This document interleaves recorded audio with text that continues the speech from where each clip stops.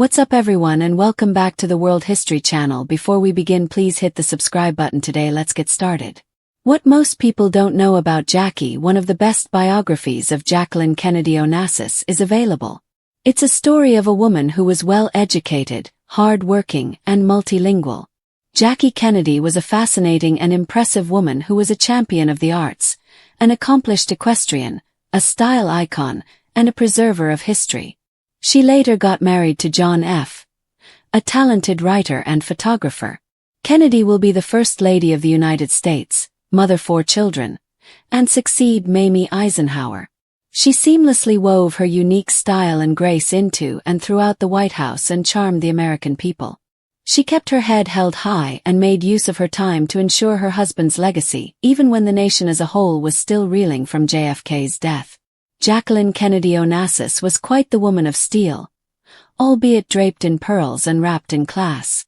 She kept her blood-stained dress on for hours after the assassination. On November 22, 1963, the day President John F. Kennedy took office, anyone who was alive at the time can precisely identify their location. Kennedy was assassinated. The whole country mourned the loss. Jackie Kennedy was sitting right alongside her husband in the car driving through Dallas, Texas, when the bullet struck him, splattering his blood all over her pink wool knockoff Chanel suit. She kept it on. After the chaos subsided and Lyndon Johnson was sworn in as the new president, Jackie continued to wear the dress coated in her husband's blood. When asked if she'd like to change, she replied, "No, I'm going to leave these clothes on. I want them to see what they have done." The National Archives house the suit. She utilized her proficiency in French, Spanish, and Italian to support JFK's political career. With a lifelong love of learning and other cultures, it's no surprise that Jackie became fluent in French, Italian, and Spanish early in life. While John F. Kennedy was in the Senate, she translated French books on Southeast Asia for him. Due to her proficiency in Spanish, President Lyndon Johnson considered making her the United States ambassador to Mexico. She also went to work during the presidential campaign, appealing to voters by addressing them in their own languages. She was able to communicate with Spanish speakers in Texas and wowed voters in Louisiana by speaking French to them. John F. was impressed by Jackie's flawless command of the audience's native tongue in Paris. Kennedy went ahead and said, "The man who accompanied Jackie Kennedy to Paris," to the crowd. She completely renovated the White House and won an Emmy for it. A mere 2 weeks after John F. Jackie had spent her $50,000 budget on White House renovations prior to Kennedy's inauguration in 1961. But she didn't let that stop her. Instead, she set up the White House Fine Arts Committee and enlisted the best and brightest antiquarians to help her find and bid on rare American artifacts to redecorate the presidential mansion. An article about her restoration plans ran in a 1961 issue of Life magazine in which she said, "Everything in the White House must have a reason for being there.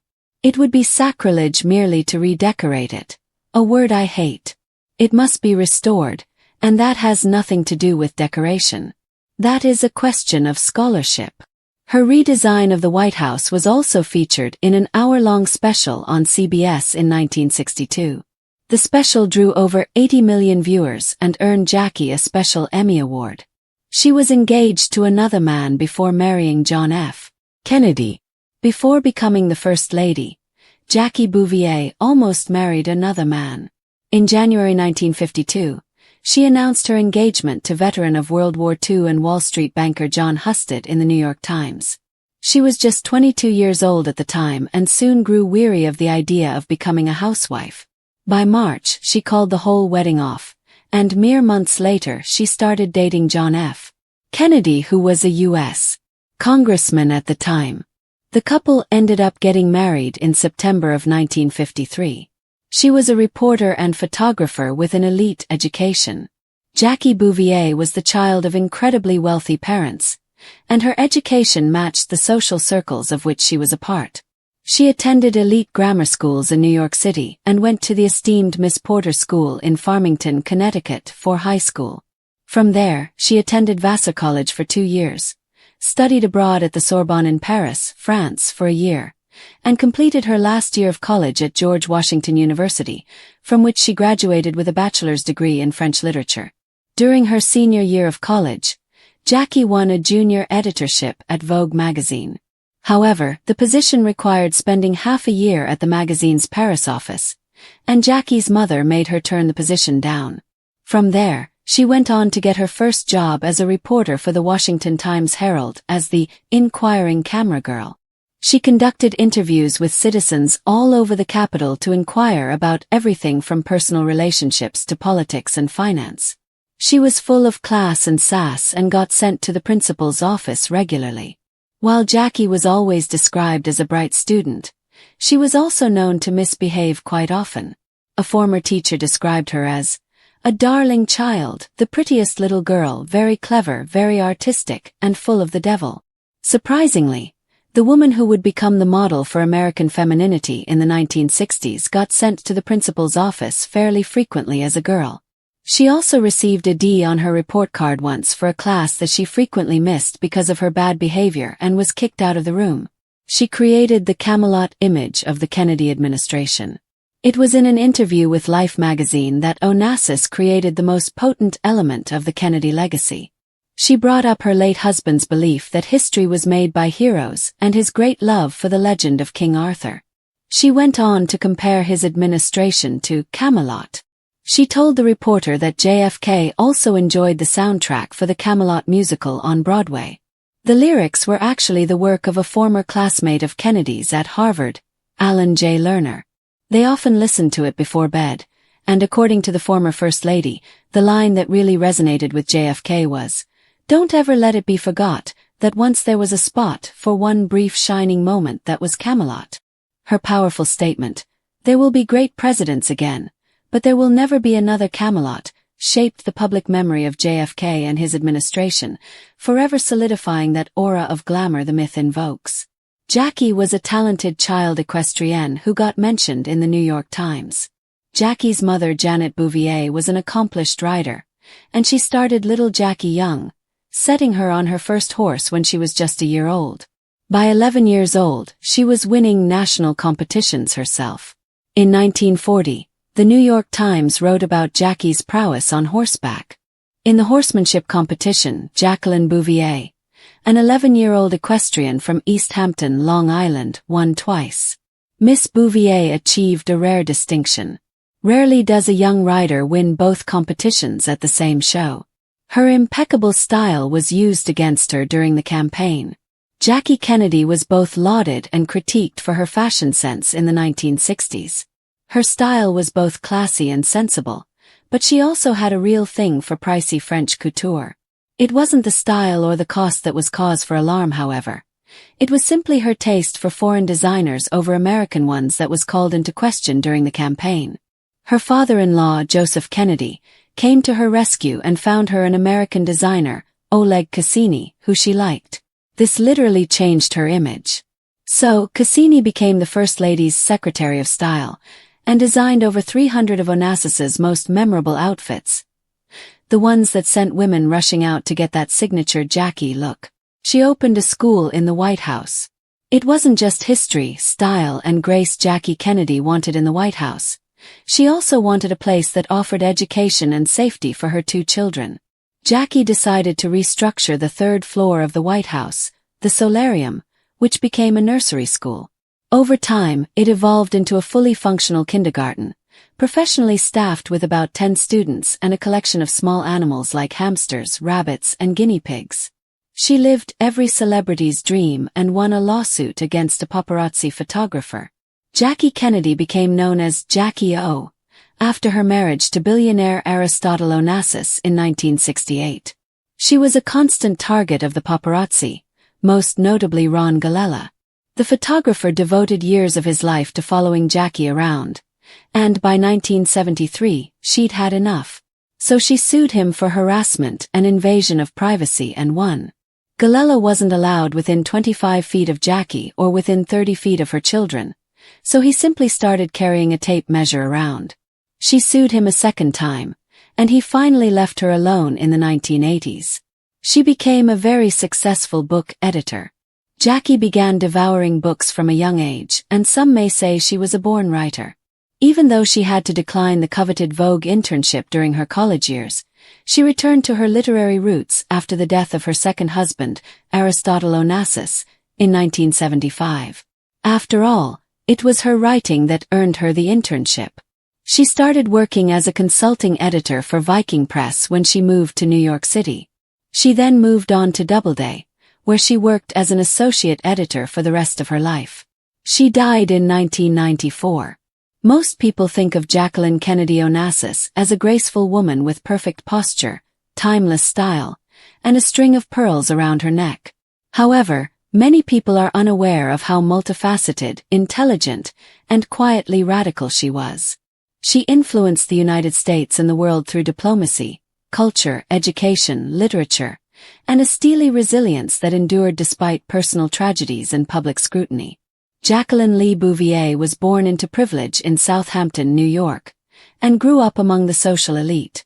However, she was far from content with the superficialities of debutante balls and polite conversation.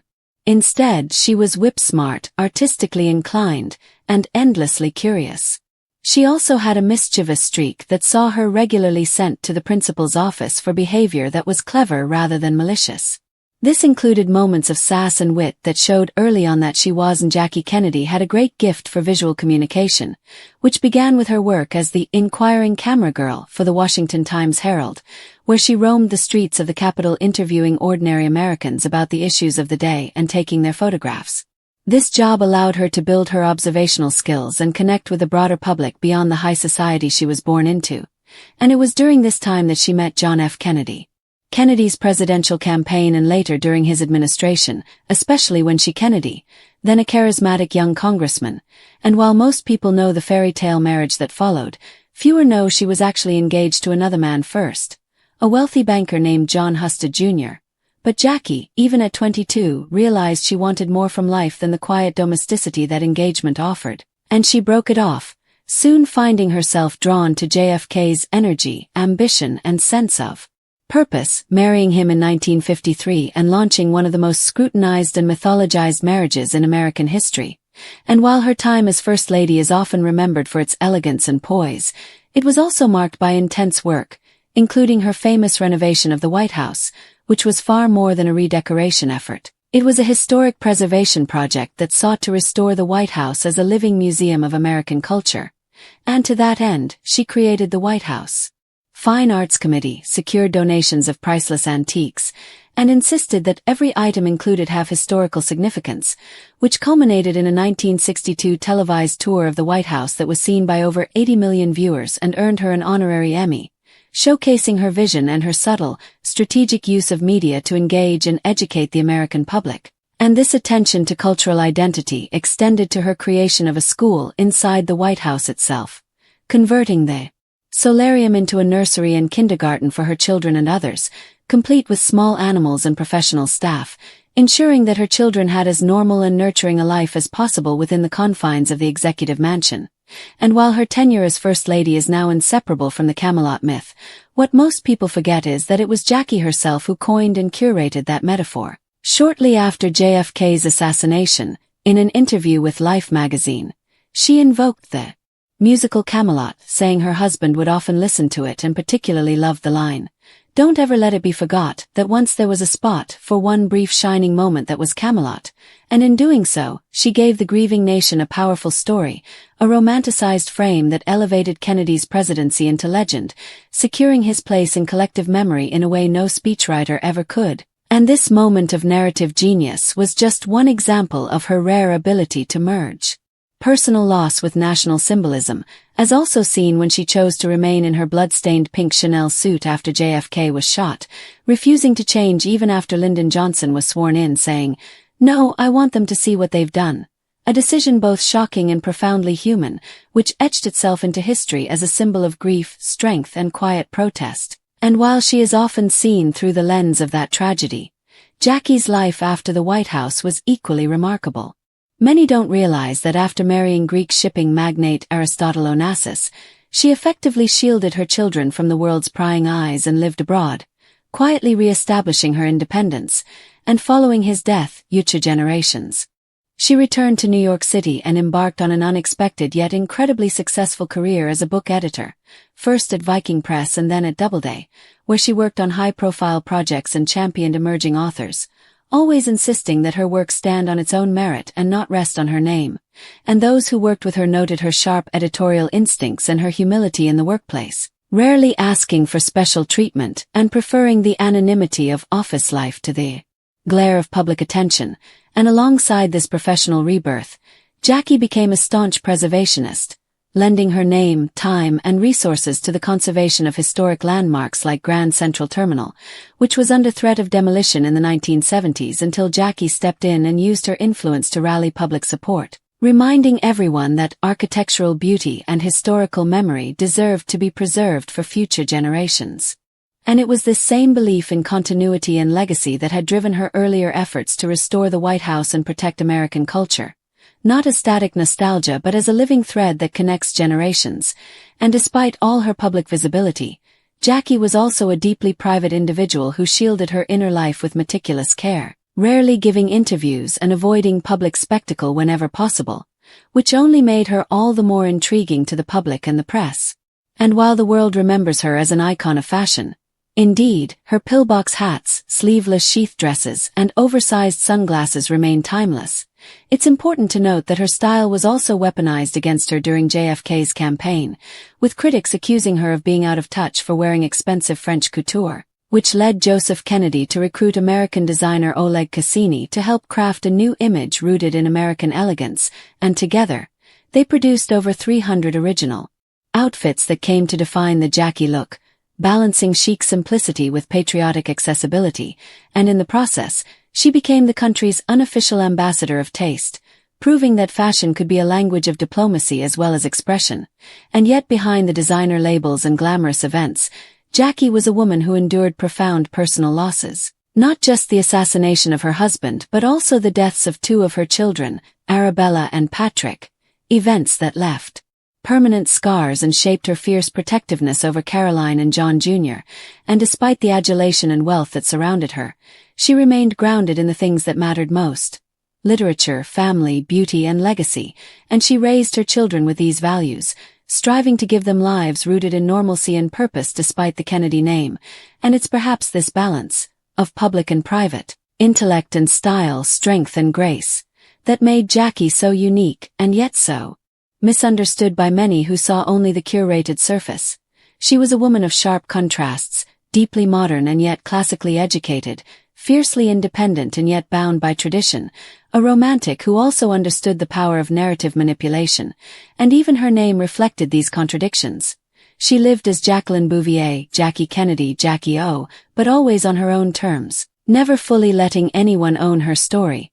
And perhaps that's the greatest secret of all, that beneath the polished surface of America's most photographed First Lady was a woman of uncommon depth, quiet power, and relentless curiosity, who reshaped not only the role of First Lady but also the way we think about cultural heritage, public service, and private resilience, leaving behind a legacy that endures not just in museums or fashion runways, but in the stories we tell about grace under pressure, intellect beneath beauty, and the quiet, enduring strength of a woman who saw history not as something to observe but as something to shape.